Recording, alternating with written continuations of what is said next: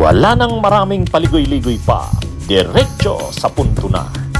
Maiksi lang ang komentaryo, pero diretso sa punto. Maraming kuro-kuro, may tiwali, may totoo. Dito, sa puntong diretso tayo. Punto, diretso. Ang live ni Harry Roque tungkol dito sa lumitaw na bagong nag-aakusa kay Sara Duterte, itong si Ramil Madriaga.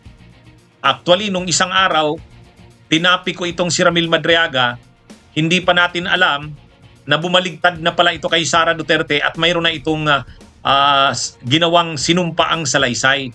Nung isang araw, kumakalat lang ang noon kasi sa post ni Montulfo.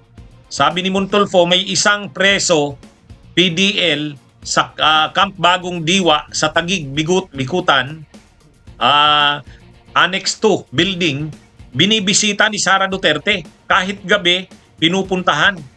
Kaya di ba nung nag-live ako niyan, gaano kahalaga itong isang preso di umano na ang ngalan ay Ramil Madriaga.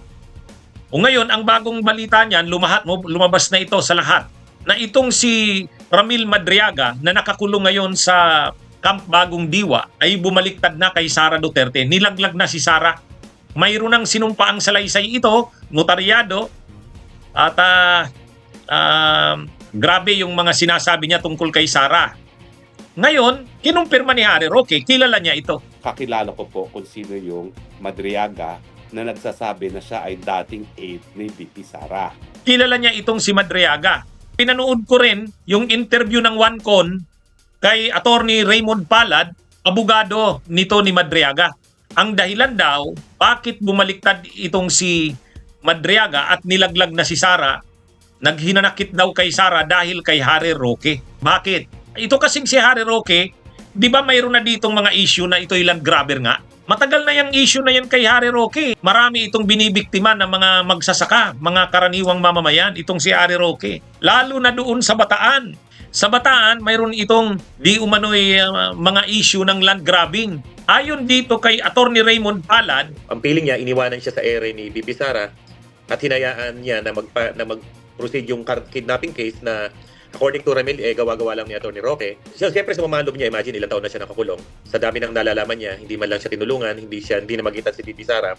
Siguro naipon na rin yung galit niya, yung pag-aalala niya sa pamilya niya. Tapos nakikita pa niya yung issue ng korupsyon, yung mga deliveries ng pera, na kung tutusin daw walang sinabi yan sa mga deliveries ng pera niya. So gusto niya na rin umingay itong bagay na to para mag-proceed na rin yung kaso sa ombudsman na isinampa niya kay Attorney Harry Roque na natulog daw. According to him, pinatulog daw ng mga kaibigan doon sa ombudsman. So ngayon, gumagalaw na yung kaso sa ombudsman pertaining sa, I think, land grabbing activities na ginawa daw ni Attorney Roque na kaya niya sinampahan ng kaso sa ombudsman. So basically, gusto humingi siya ng hustisya at sana umandar yung kasong isinampa niya at nang magkaroon daw ng hustisya yung mga farmers na inagawan daw ng mga lupain sa Bataan.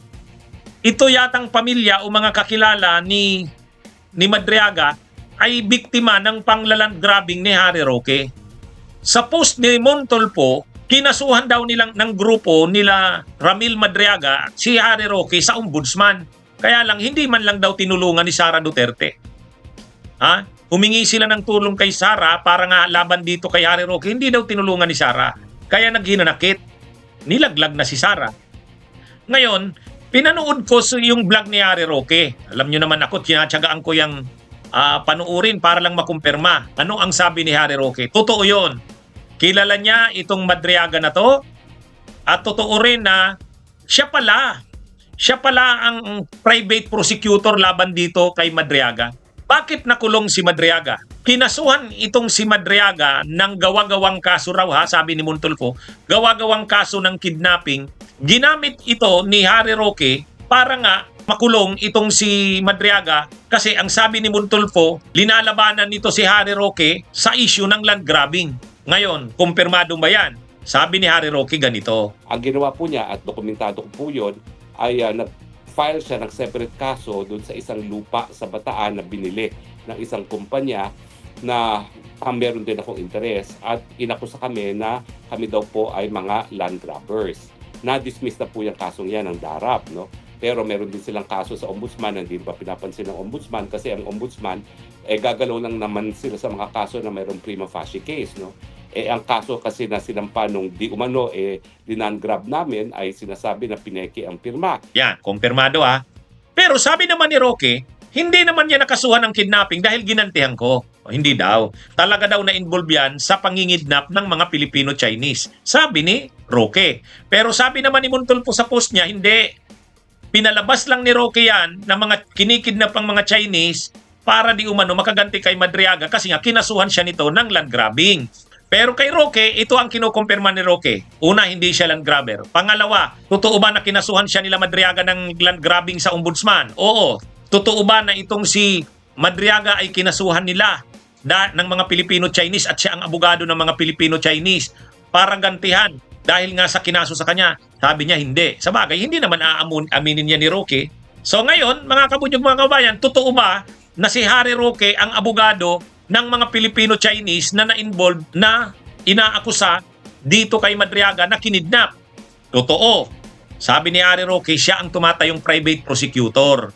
So mga kabunyog, mga kababayan, bakit ngayon nilalaglag na ni Madriaga si Sara Duterte? Ang sabi ni Attorney Raymond Palad, yung abogado ni Madriaga, galit si Madriaga kay Sara kasi nang humingi siya ng tulong laban dito kay Roque, hindi daw siya tinulungan ni Sara. Anong tulong sana yung hinihingi? Tulungan sa ombudsman kasi may kaso nga si Roque sa ombudsman, land grabbing.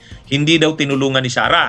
Sa kabila, di umano, nang grabe ang ginawa niya kay Sara. Una, tumulong sa kampanya. Pangalawa, yung mga pinagagawang alanganin tungkol dun sa mga confidential funds, laman ng duffel bags, siya ang taga-deliver nun. Yung magnetic lifter na may shabu, pinagawa sa kanya ng asawa ni Sara, si Man Scarpio. Basta, ang dami daw pinagawa sa kanya. Pero sa kabila daw ng mga ginawa niyang yun para kay Sara, sabi ni Madriaga, pagdating sa kaso niya kay Roque, kinasuhan nila ng land grabbing sa ombudsman, hindi daw siya tinulungan. Medyo naghihinanakit kay Sara. Kaya ngayon, nilalaglag na si Sara. Yung lahat ng alam niya at ginawa niya kay Sara, ibinubunyag niya na. Yan yung sabi ni Attorney Raymond Palad. Okay? Mga kabunyog, mga kababayan, magandang araw sa inyong lahat. Mabuhay po tayo. Bunyog, bunyog, halikan na kasama ka. Bunyog, kapag buklod ay may pag-asa. Luzon, Visayas, Mindanao, isa ang pananaw. Sa bagong Pilipinas ang bunyog isisigaw. Bunyog, bunyog.